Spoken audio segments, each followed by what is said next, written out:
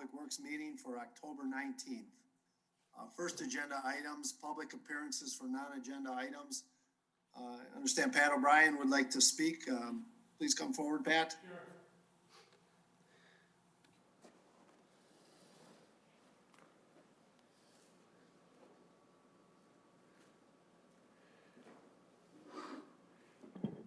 Bring it over to you, Pat.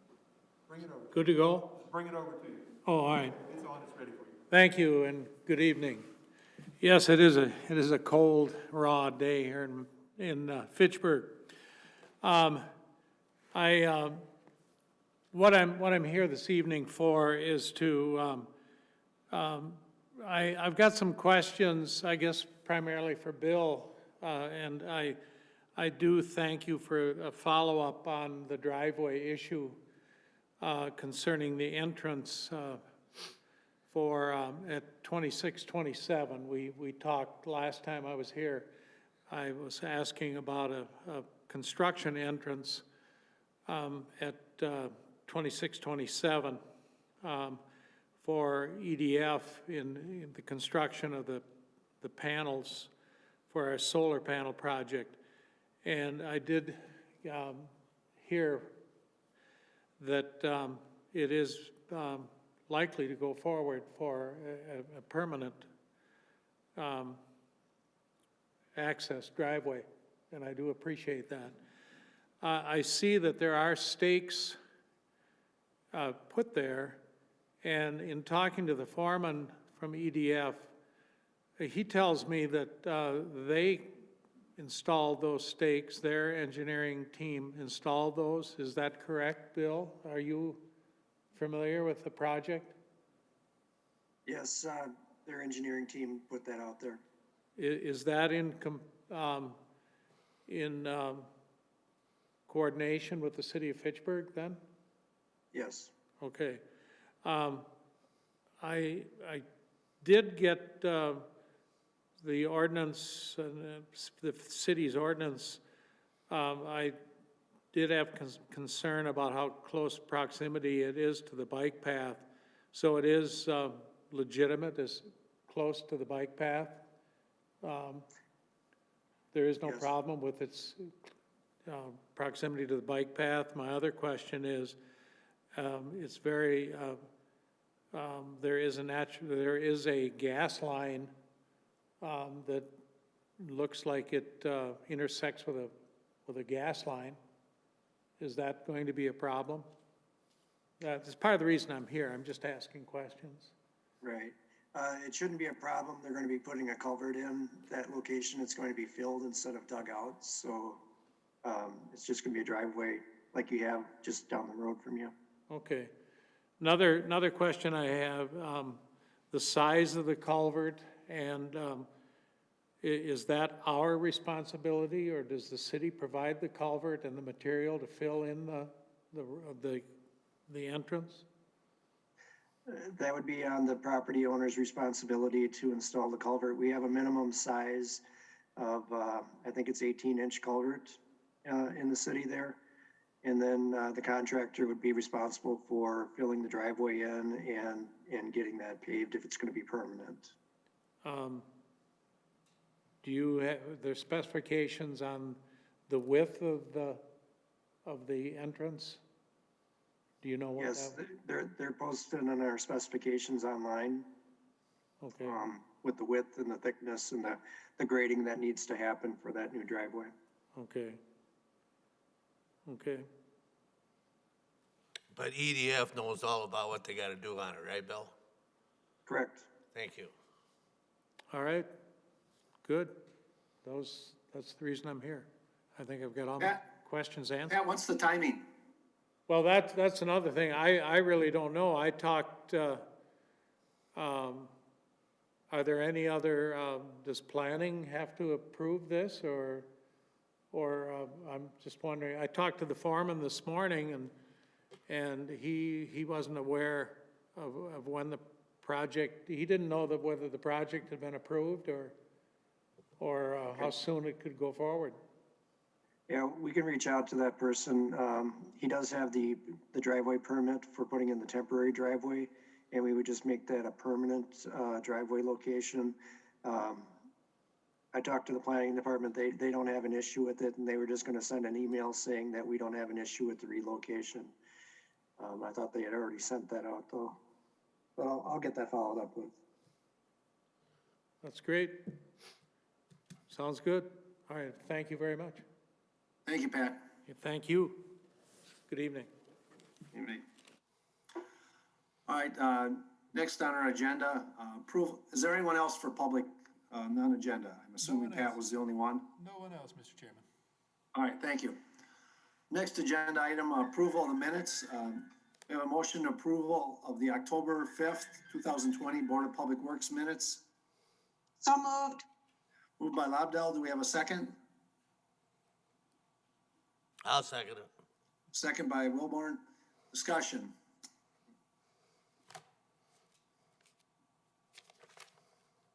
Hearing none, going once, going twice. All right. All in favor of approval of the October 5th meeting minutes signify by saying aye. Aye. Aye. Opposed? Motion carries. Next item, review items. Review of utility August P-card purchases and September checks. Does anyone have any questions for Bill on these? I had one question. And I'm sorry, I just have a snippet, for September 20th, check numbers 121175, Advanced Engineering. There's two exact checks for $12,264.75. Is that odd, or is that, I just was surprised by the duplicate, is it an erroneous duplicate, or is it? They have the same check number. I noticed the same thing, so I'm assuming that it's just a duplicate on there because the same check number could only be one check. Okay, Close. Close. That was a good guess. Yeah, that could have been a scenario, but actually, the way our financial system is set up, we're actually billing out half of the services to the town of Verona. So the way our system is set up, we have two line items to split the cost between the city of Fitchburg and the town of Verona. And so we're paying the $24,000 total. Half of that's going to the town of Verona as an invoice that we'll get back. got it, thank you. Or Thanks for the clarification, Bill. it's $48,000 total. So the $24,000 is going to get billed back to the town of Verona. Thank you for that explanation. Any other questions for Bill on the P-card purchases or checks? Thank you. Move on to the agenda. Before I do, for people watching tonight, the meeting attending, we have Director Bill Balke, Dave Herbst, Sarah Schroeder, Dave Wilbarn in chambers, and Kim Lobdell attending. So we have four of our 5 board members tonight. Okay, on to agenda items. The first is Resolution R 184-20, a resolution releasing and accepting a public water main and sanitary sewer easement on Outlot 11 of Crescent Crossing. I have a motion to approve this resolution. Excuse me, Dave, don't you want the report from the department first? Oh, I'm sorry. I jumped ahead. Excuse me. Sorry. Agenda item number 5, report of department head, Mr. Bill Balke. Sorry, Bill. It's not a problem. I was going to catch you at the end of the agenda. All right. Yeah, we're all healthy here in Public Works, out there doing our job, streets and cleaning up and doing the final mowings for the year and the ponds and the streets, getting our snow plows ready for plowing snow. Just a lot of busy work, making sure our roads are patched up before winter gets here. And so we're busy with that. We're also pretty busy with some budget amendments that have come through for the operating budget from the council members for the different items that they would like to either add or subtract from the budget. So there's a few items that we've been preparing reports for and responses to on those items. Construction-wise, Fish Hatchery Road, we're looking to get the final asphalt paved out there by October 28th, weather permitting. And then we'll be switching the traffic to the outside lanes, finishing up the median work doing the lane striping, and everything should get wrapped up by the middle of November for that. The McKee Road is on the same timeline. In a couple of weeks, we're going to be doing the final paving on that stretch of roadway. After that, it's going to be, finishing up some final work, mid-November completion on that one as well. We started up a construction project over at the intersection of Seminole Highway and Lacey Road to extend the sanitary sewer from the Badger State Trail to the Stoner Prairie subdivision. That's to the east. It's in between Seminole Highway and the school in that area there. So they started that construction today. And they're planning on doing subdivision construction through the winter for Stoner Prairie, second edition, Terra Vesta first edition, finishing up Fahey Fields first edition, or phase 4. Crescent Crossing will be coming forward with the acceptance at the next meeting, final acceptance, and started up the design contract for Cyene Road between Aurora Avenue and McCoy. So those projects are moving along, and we're trying to get the updates posted on the website for everyone. Thank you, Bill. Any questions? I had a couple. Bill, with the completion of the first phase of Fish Hatchery coming in middle of November, when would you anticipate that they would start the second phase? They may start a little bit of it this year yet. Some work down at the intersection of McKee over by Walgreens. There's some area down there that we could work in to get things ready for next year. So another crossover down there and maybe some turn lane work, some grading and things. They might do that this year. We haven't figured that out quite yet, but ideally, as soon as the frost is out of the ground next year, they want to get going and start removing pavement and driving on getting things switched over. Okay, thank you. Second question more for the board. Has anyone gone over the new bicycle bridge? No? You guys are killing me. We spent $1 million on that. Someone's got to be using I it. see people up there though all the time. When I'm driving under, I see people going across, so I know it's being. Yeah, I know. It'll be used a lot. It'll be used a lot. I'll use it when I get back to work. I'll be using it almost daily. All right. All right. Let me get back I lost my agenda here. I'm sorry. Give me 1 sec.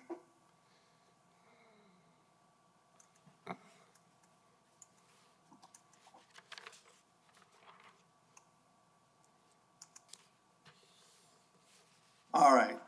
So then let's move on with our agenda then. Next item, I'll repeat again, Resolution R 184-20, public water main sanitary sewer easement in outlot 11. We have a motion. I have a motion to approve Resolution R 118-20. I'll make a motion to approve. Moved by Schroeder. Do I have a second? I'll second. Second by Lobdell. Bill, can you give us a Reader's Digest version of this one? Sure. For the Crescent Crossing subdivision I just mentioned, it's at the intersection of Lacey and Seminole. Along Seminole Highway, we had an easement to locate sewer and water through that area. And due to some conflicts with existing utilities that weren't located, we had to shift that water and sewer over a little bit. And so we're vacating the easement that was previously dedicated for that area and dedicating a new easement for the new location of the new water main and sewer that go through that area. Did we buy that easement? Do we have to buy another one? Or, we were able to get our money back, or what's the process? That process is just vacating the easement, and they dedicated the new easement at no cost to the city. Sounds good. That's part of the project. All right, thank you. Thank you. What drove the relocation? Again, was it existing facilities, or just as we got farther into design, it wasn't practical? There was an assumption made by the designer that they could co-locate an existing utility easement within the city's easement. And we don't do that. We keep our utilities separate from the other utilities for access and construction. So that shifted the easement over, I think it was 5 or 10 feet. I can't remember what it was, so that it incorporated just our own easement. Sounds good. Thank you. Very good explanation. All right. Any other questions on this? Then I'll call a vote. All in favor of resolution R 184-20 signify by saying aye. Aye. Aye. Opposed? Motion carries. Next agenda item, resolution R 185-20, resolution releasing a public water main and sanitary sewer easement accepting public pedestrian bike path and street purpose easement on Outlot 5 in Terra Vesa. I so move we approve resolution R-185-20. Moved by Wilborn. Do we have a second? I'll second. Second by Lobdell. All right. Let's hear about this one.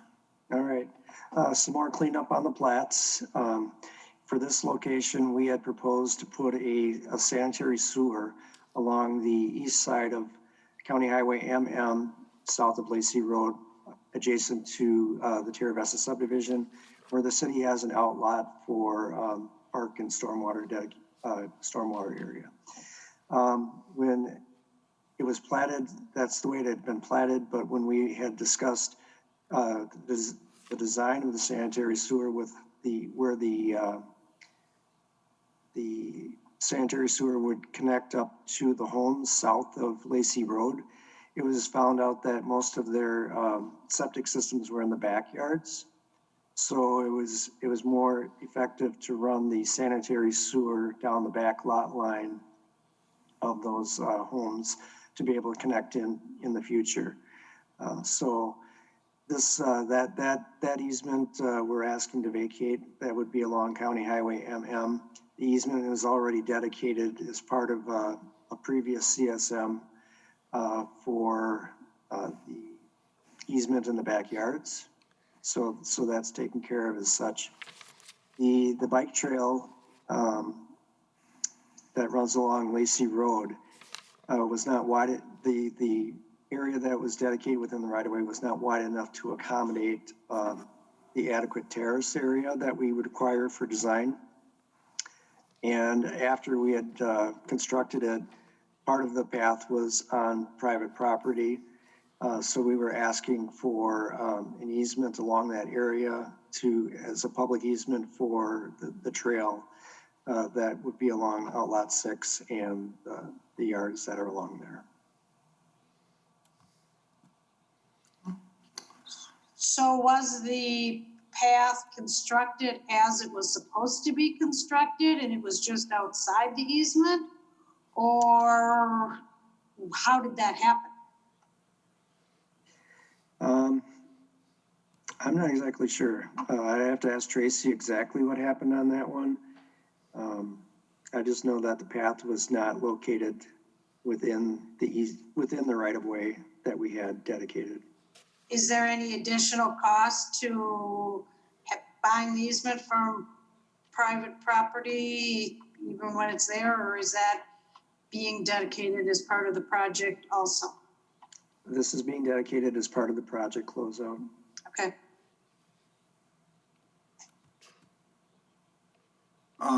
What's the timing for completion of this?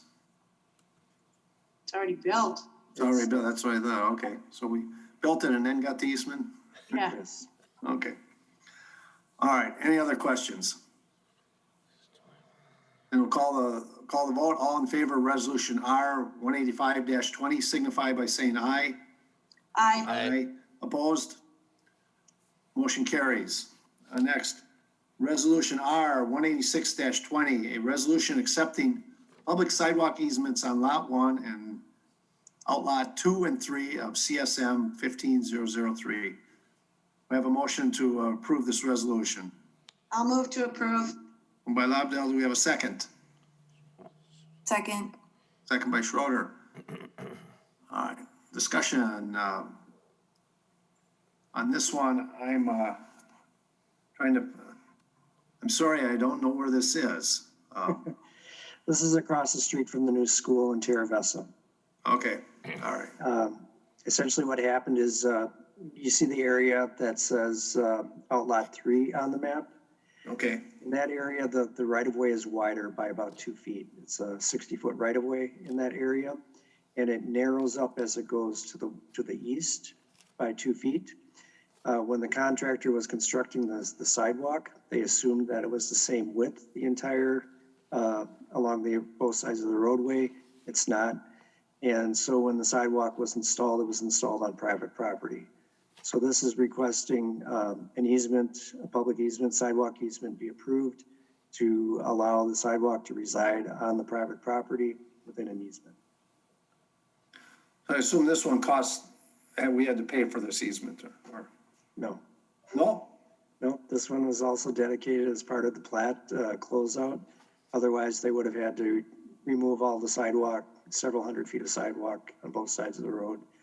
So you're leaving the sidewalk on private property and just getting an easement to allow it to be there? Correct.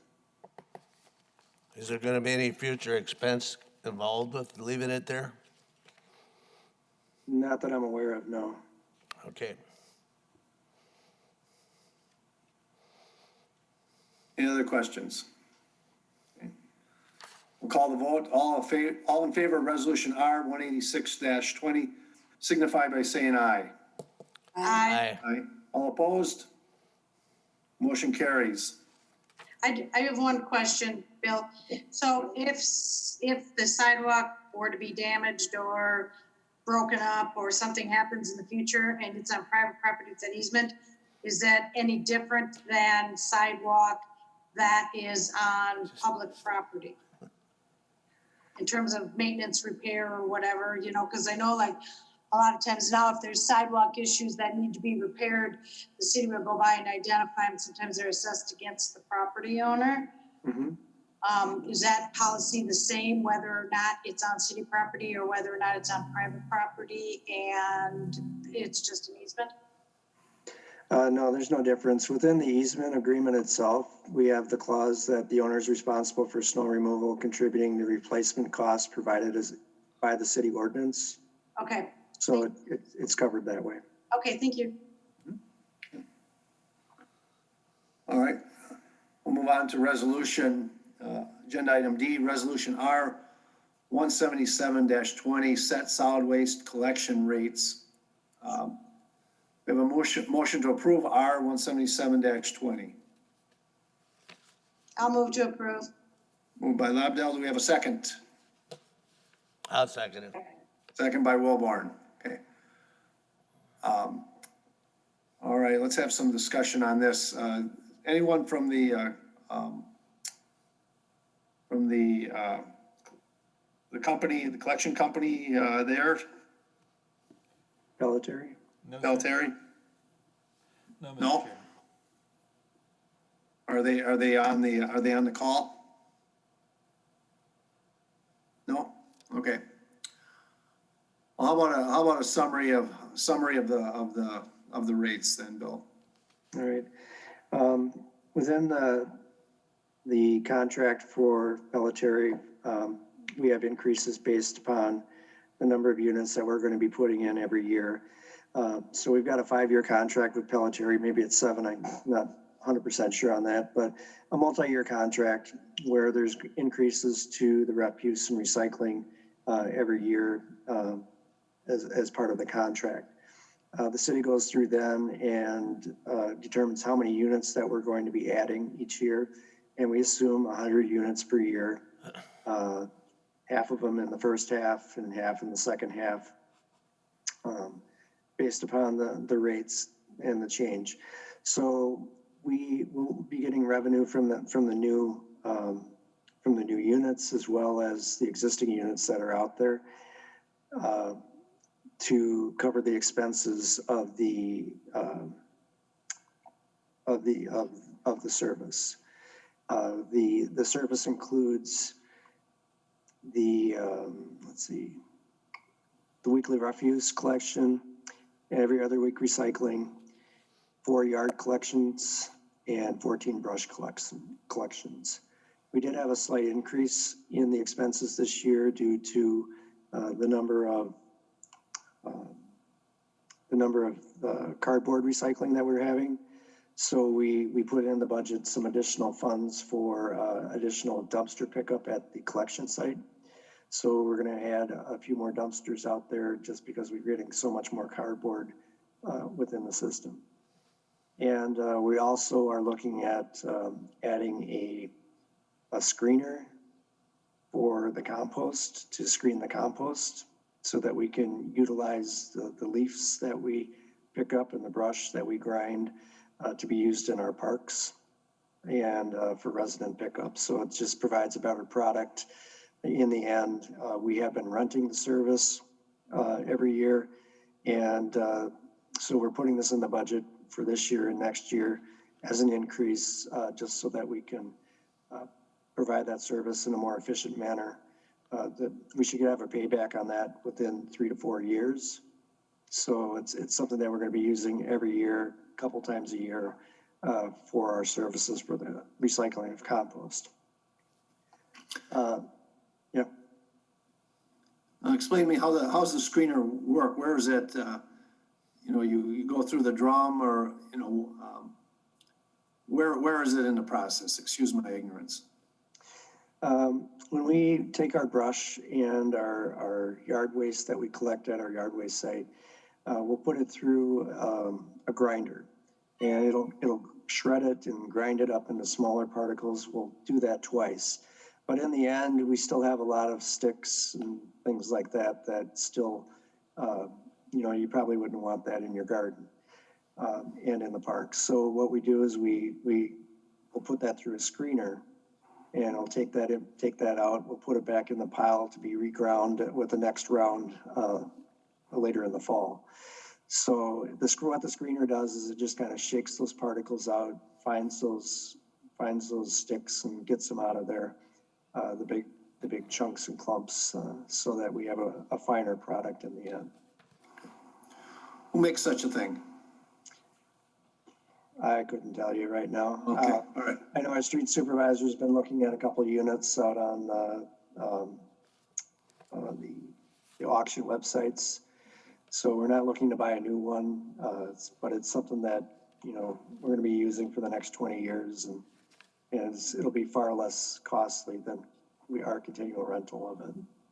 All right. So we took all of our expenses and the number of units that we have. This year, our rates are $203 per unit household, and we're looking to increase it to $209 per household to give us enough revenue to cover the increase in costs and the number of new units. It will also include about $45,000 in our fund balance. Each year, we have a fund balance that increases or decreases based upon the expenses that we have and the increases that we have.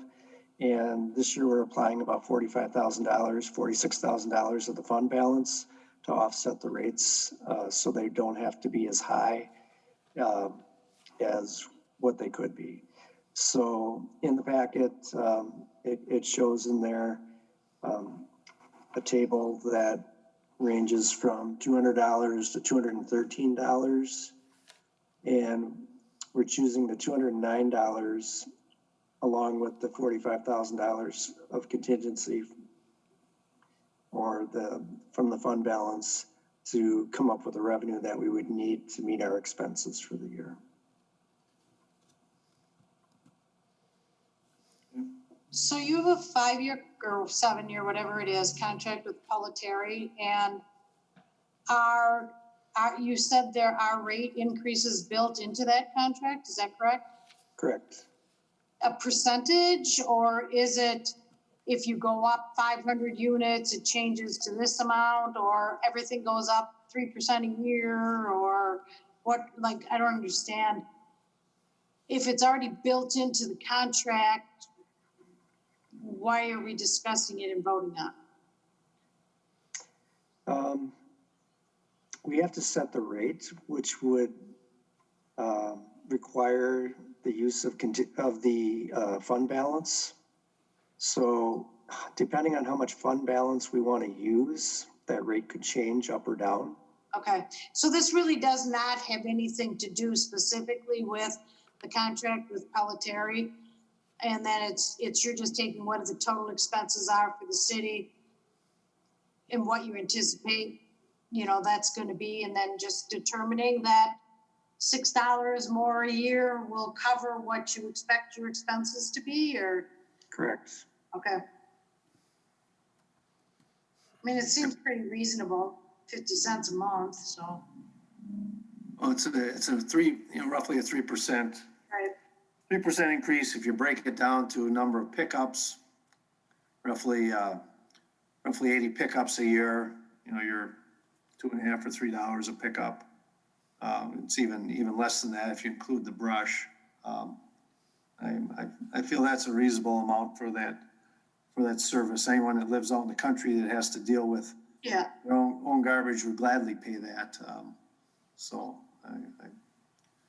I prefer it doesn't go up, but that is reasonable. I think we'd probably all be happy if our taxes only went up 3%. We'd be dancing, doing the river dance. So I'm prefer it didn't go up, but I'm comfortable with this and feel it's prudent. Bill, does the public have access to that finer to that better compost at all? Yes. Okay, so I'd like to point that out, that with it, that is a good quality compost that they would have to pay considerably, a lot more if they were buying it from a landscaper or a lawn and garden store, that they have access to that for free. And I Any have other the questions? recycling center, and there is a lot more cardboard than there used to be, so I think it's a good idea to have some more bins to try to keep that place a little more organized. And I was trying to figure out why there was so much, but I really think that so many more people are shopping online and getting all their boxes delivered. And shoot, you go order something from Amazon, it can be this big and it comes in this big of a box, so. Yeah, I think that's an astute observation, Kim. There's been an awful lot of more online ordering for everything, for food, for all the things, and that's probably going to continue for this next year. So I agree that I do think we need more containers to contain the cardboard down there. I've had neighbors ask me, the same thing, if there could be more capacity there. So I would feel comfortable having this discussion with my neighbors, explaining why we're increasing this. All right, then we'll call the vote. All in favor of resolution R 177-20 signify by saying aye. Aye. Aye. Opposed? Motion carries. Next agenda item, resolution R 187-20, a resolution granting sanitary sewer easements to Madison Met, City of Madison, CERTCO, and Thermoelectric Scientific Instruments within the Military Ridge and Cannonball Trail corridors. I won't say it again, but I have a motion to approve this resolution. I'll move to approve. Moved by Lobdell. Do we have a second? Second. Second by Schroeder. All right, Bill, can you run this one down for us? Sure. Madison Metropolitan Sewage District is replacing a sanitary sewer interceptor that resides within the Cannonball Path or the Military Ridge Path that the city owns. We own the right of way through there up to the city of Madison, and this sanitary sewer resides within there. We found that during the research that they don't have an easement to be in there, and we are again doing some more plat cleanup, CSM cleanup to make that correct. The Thermo Fisher and the City of Madison, they own the sewer laterals up to the main. So they're required to have easements as well for the maintenance of their sanitary laterals into the main. And so we are asking permission or asking for the board to consider approving these easements to clean up our plats and CSMs. Makes sense. So they're Any question? replacing the interceptor with a larger interceptor, is that right? Because there's been some problems upstream? Correct. It's getting enlarged for capacity. How deep is it there? 27 feet, I think. So that, will there be disruption on the trail, I'm assuming? Yes, the trail will be out of commission. I think they're planning on starting, I think, late November, December. And then that we've got a bike detour set up and that's being posted. So yeah, that will be out of commission for a while. Any questions for Bill on this resolution? I'm gonna call a vote. All in favor of resolution R 187-20, signify by saying aye. Aye. Motion carries. Announcements, next Board of Public Works meeting, Monday, November 2nd. Anyone know right now that they won't be able to attend or? All right. Sounds good. Then at this time, I have a motion to adjourn. I still move we adjourn. Moved by Wilburn, do we have a second? I'll second it. Second by Lobdell. All in favor signify by saying aye. Aye. Aye. Aye. Motion carries. We are in adjournment. Thank you